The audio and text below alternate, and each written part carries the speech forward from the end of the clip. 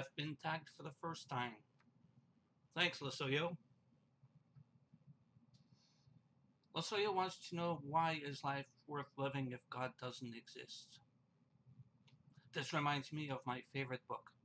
It's called The Little Prince, and it was written by a Frenchman called Antoine de Saint-Exupéry. He wrote a kid's story, but it's so deep. Anyway, the Little Prince had a rose, just one. And although there are billions of roses in the world, what made his single rose so important? Well, it was his. He only had one rose, and it was all his. He loved it, he cared for it, it was important to him. Well, I am only one among billions of human beings, but I am me and nobody else. I've only got one life to live, so I'm going to do my best to live it to the fullest and make it as significant as possible.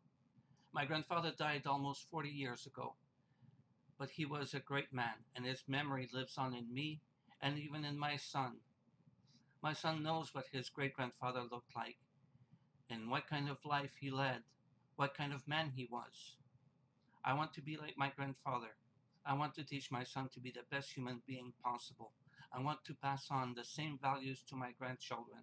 And hopefully, my memory will live on in my great grandchildren just like my grandfather does today. I've only got one life, and I want to enjoy every minute of it. I want to do everything to become a better man today than I was yesterday. I want to learn new things, to do new things, to make every day, every hour, every minute count. I've only got one life to live, and every moment counts. So I try to enjoy beauty everywhere I go, everywhere I look. I try to create beauty by my actions, through what I do and what I say. Well, that's it. To me, that's plenty. So now it's time to tag somebody else. So I pick among my subscribers Darwin's Gift, Yellow Labrador, and Barb Noon 1. Will you great folks accept my challenge? This has been an Obnoxious Cat production.